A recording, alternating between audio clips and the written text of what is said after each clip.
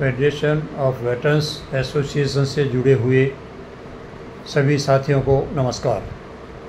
साथियों, आप सभी के प्रयासों से फेडरेशन ने हमारी मांगों के समाधान के लिए यथासंभव उत्कृष्ट प्रयास किए थे, लेकिन कुछ गलत नीयत वाले लोग और गलत इरादों वाले लोग भी इस आंदोलन में घुस चुके थे और उन लोगों ने पूरे उस आंदोलन को डिस्टर्ब किया और सैनिकों की जो छवि थी उसको ख़राब किया।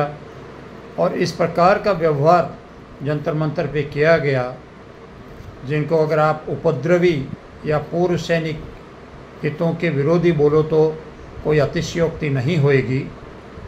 और इस तरीके से उन लोगों ने मोड़ दे दिया कि जिसकी वजह से वार्ता तो दूर, सरकार ने पूरी तरह से अपने दरवाजे ही बंद कर लिए और कोई वार्ता में आगे प्रगति नहीं हो पाई।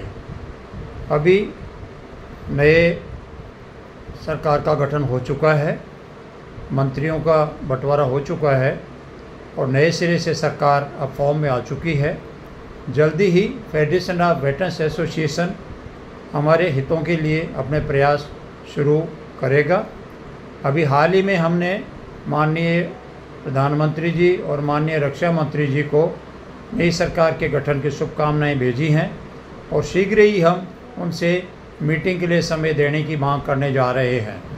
साथियों, मुझे पता है कि आंदोलन में कुछ गलत लोगों की वजह से आम पूर्व सैनिक काफ़ी हताश हुआ है, उनके विश्वास को चोट पहुंचाई गई है और उस विश्वास को कायम करने के लिए निश्चय ही हमें कुछ करके दिखाना होगा, कड़ी मेहनत करनी पड़ेगी, सबसे संपर्क करना पड़ेगा और तभी जाकर के हम आगे बढ़ने की स्थिति में आ पाएंगे।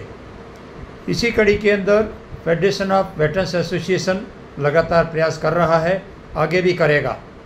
अभी हाल ही में फेडरेशन ऑफ वेटरन्स एसोसिएशन ने अपनी पहुंच स्टेटों के हर वासिंदे तक पहुंचने के लिए एक FA स्पोक्समैन ग्रुप का गठन किया है, जिसके अंदर 8-10 स्टेट्स के नए स्पोक्समैन नियुक्त किए गए हैं और कुछ एक पोस्टों के अंदर आपने उनके वक्तव्य भी सुने होंगे। साथियों, जो भी गतिविधियां फेडरेशन के स्तर पे होंगी उन सभी के बारे में आपको समय समय पे अपडेट दिया जाता रहेगा। और इसके साथ ही पहले से ही हमारा हर स्टेट का जो कोऑर्डिनेटर है वो भी कार्य कर रहा है, पूरी काउंसिल है वो पूरी जो है क्रियाशील और प्रयासरत है आगे बढ़ने के लिए। और आप सभी से यही यकीन है कि जो कुछ भी गलत लोगों ने किया था वो अब उजागर हो चुके हैं और वो इस टाइप के आदमी थे कि खुद चोरियां करते रहे और उनको कोई चोर बोले उससे पहले दूसरी तरफ उंगली दिखा दी उन्होंने और एक तरीके से भ्रम पैदा किया उन लोगों ने और लोगों को ये विश्वास दिलाने में वो कामयाब हो गए कि हम ही तुम्हारे सही हितैषी हैं, जबकि इनका मकसद सिर्फ चंदा चोरी था। उनके ऊपर आम उस पूर्व सैनिक ने उंगली नहीं उठाया जिसने चंदा दिया था, लेकिन अब जो ये मिल बांट के खा रहे थे आपस के अंदर, यही आज एक दूसरे को चोर और बड़ा चोर डिक्लेयर करने पे लगे हुए हैं। कोई किसी को संगठन से बाहर निकाल रहा है तो कोई क्या कर रहा है। अपने को उस गंद की तरफ दोबारा ध्यान देने की आवश्यकता नहीं है। आप सही और गलत के अंदर अंतर कीजिए और जो भी आपके निर्णय होंगे, निर्देश होंगे, आपका मत होगा, उसके मुताबिक ही फेडरेशन आम सहमति से आगे बढ़ेगा, ये मैं आपको यकीन दिला सकता हूँ।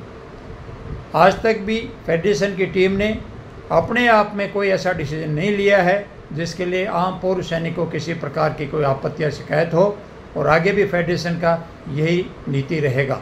साथियों, आओ जो कुछ भी नुकसान हुआ है कुछ गलत लोगों की वजह से उसकी भरपाई करेंगे, आगे बढ़ेंगे और हमारी मंजिल भी हासिल करेंगे।